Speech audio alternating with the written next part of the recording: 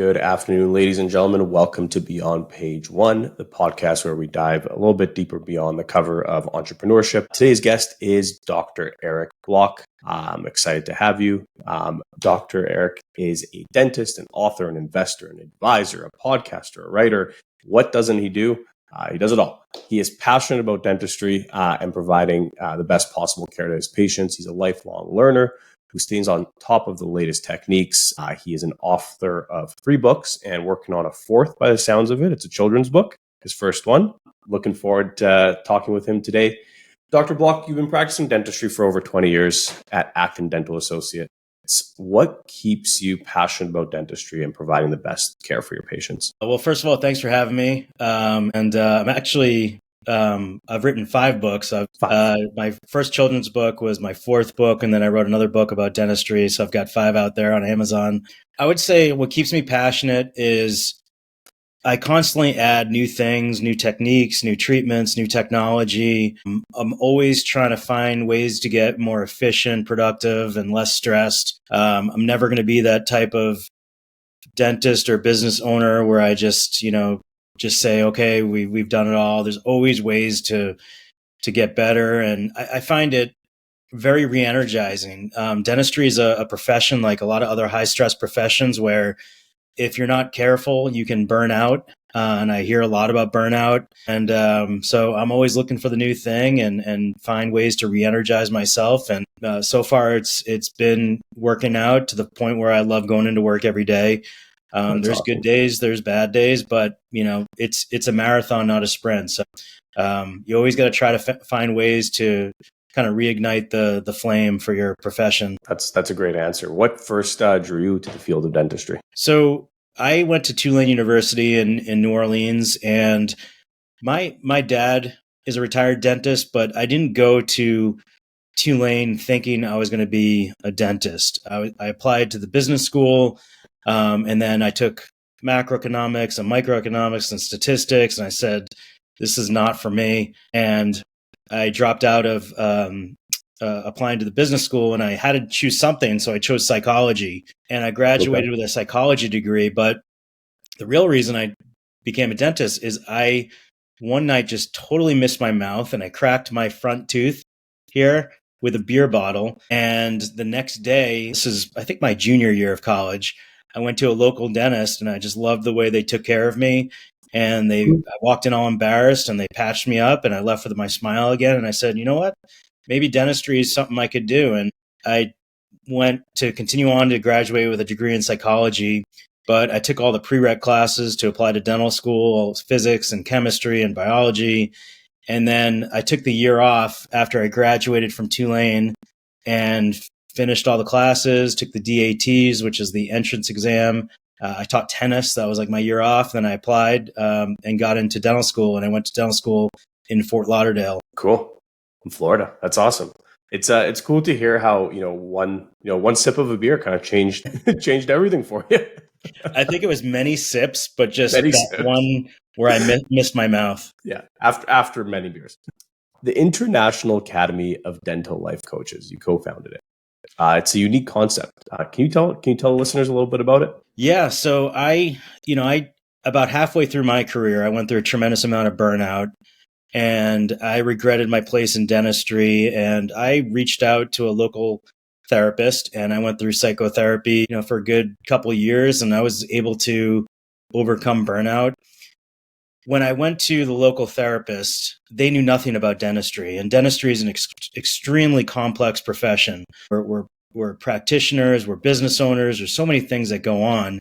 So I wanted to create a place for dental professionals that may be feeling burned out, for them to go to, and we'll match them up with a life coach that understands dentistry. And now life coaching to me is, I've had therapy, I've been with a life coach. It's something that I'll continue to probably do for the rest of my career. It's when you have a coach, it's someone that you can talk to and someone where you can figure out problems. If you're feeling stuck or you're feeling burned out or stressed, a life coach will help you move past these things. So the International Academy of Dental Life Coaches is a place for dental professionals to go to where we match you up with a life coach that gets the profession. That's fantastic. How many dentists have you guys helped, or are you currently helping? Yeah, we've helped a lot. We have about, including myself, about 14 great coaches that are a diverse group. We kind of wanted to cover all bases. We have hygienists, we have dentists, Oh, men, wow. women. We kind of have a broad spectrum, but we're growing. We're just trying to spread the word that most importantly is for a dental professional. And again, this goes for any high stress profession, is if you're feeling like there's a problem, if you're feeling depressed or burned out, or you feel like you hate your job, what we don't want someone to do is ignore these problems. We want them to reach out for help and do it sooner than later, because oftentimes, and men particularly, are not good at expressing their emotions. We tend to stuff our emotions down, and ultimately that can lead to depression, substance abuse, suicide, you name it, it can happen. So that's what we're trying to spread the word on, for people out there that are feeling down or depressed, or just feel like they chose the wrong profession, or even if you're feeling great but you just want to get to that next level. That's where a coach can come in and help. All done. That's really inspiring to hear. I appreciate the work that you're putting in. You wear many different hats, the dentist, the author, the podcaster, entrepreneur. How do you manage all your time and energy between all these different things? Yeah, so I get up early. I get up at around 5:30, and I do a good solid work between 5:30 and 6:30 before my kids get up and before I go to the office. I'm a dentist 3.5 days a week. So I have, like, today is Monday, and I do a lot of my side gigs. I do podcasts and work on webinars and do all kinds of other things. But I also squeeze a lot of this in between patients. I'm no longer the person who just, scrolls the internet or sits back and reads the newspaper. I'm always, busy doing something, and it all just seems to fit. My main gig is being a dentist, but I find I have a lot of time for my side gigs, and they just make the day just fly by.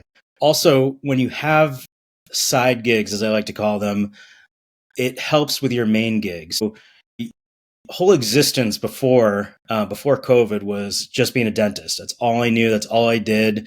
And if something didn't go right in the office, or with a patient, or I got a bad review, I would just beat myself up.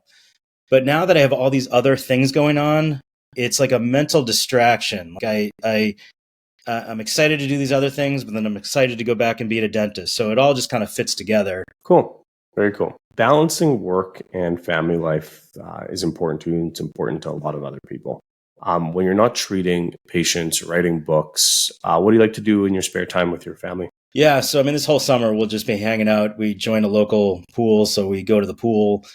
I pretty much finish up work around 4 o'clock. I can get home. I coach my daughter's soccer team. I try to be there. A nice thing that I've done is I live and I work in the same town, which has its pluses and minuses, but I don't have a long commute home. So I used to drive an hour and a half to get home, and it just wears on you. Now I'm home in 7 minutes. So I'm home. I can get to my kids' school, or do something with them. And for sure on weekends, I'm always around. But make no mistake, there are days when I get home and I am just junk. I'm toast. If it's a busy day at the office, it's going to happen. Dentistry is a tough job. And some days I'm more of an introvert, and I get home and I don't want to talk to anyone. But those days get less and less. So I'm able to balance it. I think living close to, work has really helped me. I also don't beat myself up mentally like I used to as a young dentist. I was a good old fashioned perfectionist, and I used to mentally bring the day home with me, and I would focus on those one or two bad things that happened during the day, and I just couldn't shake them. And now with therapy and life coaching, I've gotten past that, and I focus on the good things. So I don't bring that junk home with me mentally. So, physically you can be there, but mentally you got to be there as well for your family. Great answer. I like it. I want to take a little bit of a step kind of into the entrepreneurial side of your world. In your opinion, what are three crucial elements for building a successful and sustainable business in today's market? Yeah. And, trust me, I'm no entrepreneur whisperer. I've failed more than I've succeeded. And Most good entrepreneurs have. Yeah. And I think that's understanding the fact that you will fail and you may not succeed, I think is like a badge of honor. It's the reality to not, first of all, not beat yourself up if that does happen and just call it quits. It's live to fight another day. And, if your startup didn't work out, your organization didn't work out, okay, you tried, you failed, move on and try something else. The other thing is, having a great team. It's, I think, more difficult now than ever to find great team members because of the post-COVID world. But having a great team or a great co-founder to me is crucial. That's another reason I'm able to do so many things is I usually have a co-founder, and it takes the mental stress. It helps a lot to have someone that you're in the trenches with.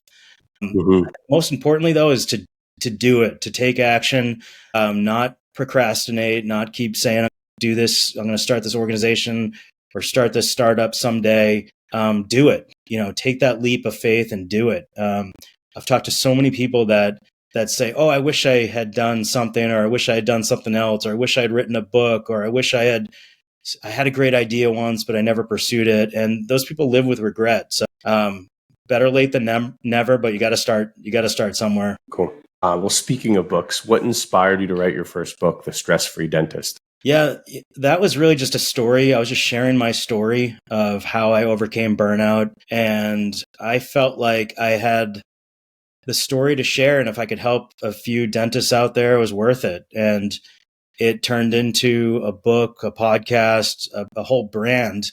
And The Stress-Free Dentist was the first book.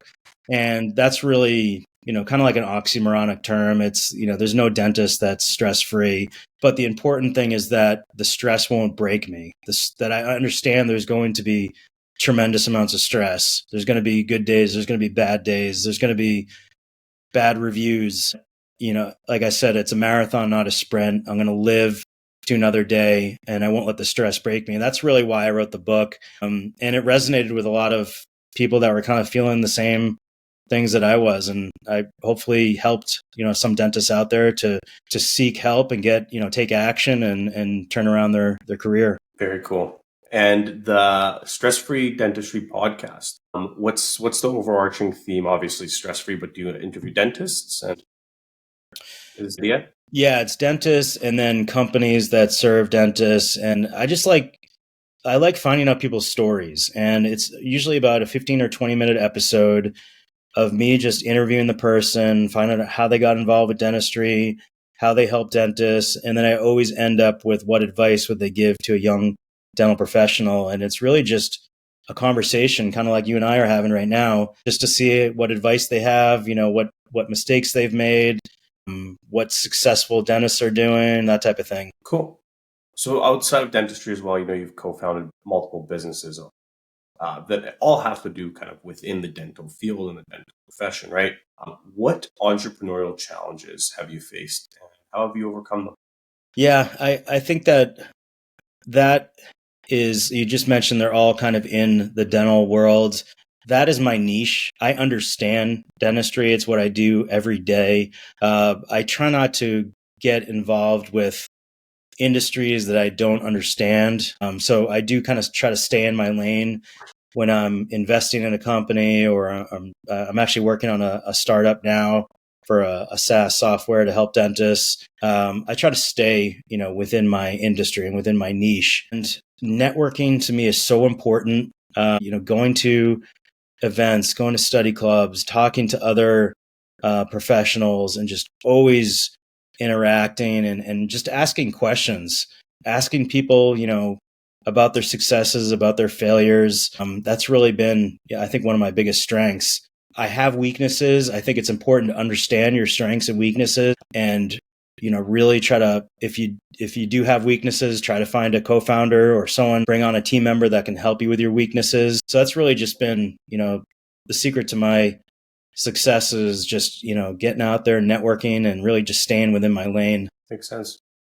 Today's economic climate, especially after COVID, I speak to hundreds of dentists, and there's an overarching theme where it's kind of a scarier place to be in. A lot of older dentists are kind of weary of where the dental field was going. What are some creative ways that dentists can attract new patients without, breaking the bank, so to speak? And what's worked for you? Yeah, I think there's been, of course, a lot of negatives from COVID. There has been some silver linings though, where I feel like because of COVID, I've had more control over my schedule than ever in my history. And if you think about it, a dentist's schedule is like the most important thing of their office. It's, our time is our most valuable asset. And having control of I usually see patients, depending on the procedure, an hour, half hour, an hour and a half. But patients used to want those coveted time slots of 8 a.m. and 4 p.m. before COVID. Now, because of the hybrid schedules and people working from home, they can mostly come in, during the week and during the day. There's a lot more flexibility. So just taking control of your schedule, maximizing your time, putting patients where you want them, just understanding that has been really helpful to me. Focusing on Google SEO has been huge. I don't really get involved with too much of paid advertisements on Google. I'm focusing on Google SEO. We have a membership plan that we offer patients. Cool. It's an in-house membership plan. You can't really call it insurance because it's legality, so we call it a membership plan. And then the biggest thing that we have done that's been really one of the most re-energizing things in my career is we went fully out of network. So we no longer participate with PPO insurances. So that's really been, one of the biggest things that I would recommend. Cool. And how big is the clinic that you're working at? How many staff are there? We have 9 operatories, about 25 staffers. It's me, my partner. We have an associate, an endodontist, a periodontist, and 5 hygienists. So, I mean, you've obviously worked your way up to be able to work only 3.5 days. I'm sure it didn't start that way. What are some of your favorite, procedures or things that you really enjoy doing? Is it cosmetic? Is it implant, veneers? Is it all of it? Yeah, I've been doing implants for about 20 years, and they used to be one of the most stressful procedures that I did, and now they're one of the most procedures because I've added virtual treatment planning and 3D printed guides, and we have a CBCT. So I love doing implants. 2 years ago, I added clear aligners to my practice, and then last year we added sleep and airway treatments. And I love doing all those procedures. And that's another reason why I've been able to overcome burnout is by adding these new treatment. Doing new things. Yeah. Some of the biggest mistakes that you see new dental practices make, and how can they be avoided? I think getting too riddled with PPO plans early in your career and not taking action to start to reduce insurance dependency. When I compare a patient that is in network to someone that walks in with a big sign on their t-shirt that says, "Hi, I get 45% off." In network insurance plans your entire career is just not as rewarding. You have to work harder. You have to see more patients. So to me, trying to be strategic about maybe signing up with some PPO plans initially, but then weeding them out, building great relationships with patients is how you get these patients to stay, even if you do go out of network. Taking classes on public speaking or how to treatment plan, how to talk to patients, I think is something that I wish I had done earlier in my career. Instead of just focusing on clinical continuing education courses, I would have done more classes on that type of thing, or leadership. And then for sure, getting out there and networking and engaging with your peers is super important. Yeah, that's cool. It's the psychology behind it too, right? Most people that come to the dentist, they're not thrilled to be there. I'm not, I'm going to be in pain. So how can you as the dentist, kind of talk me off that ledge and calm me down a little bit is really important. So Yep. Yeah. You mentioned for marketing that, the SEO and the Google side of things. Do you do a lot of that yourself, or do you outsource that? I don't really do any of it. Yeah. We have a marketing company that does it for us. I try to stay in my lane when it comes to that. There's great companies out there that can do it for you.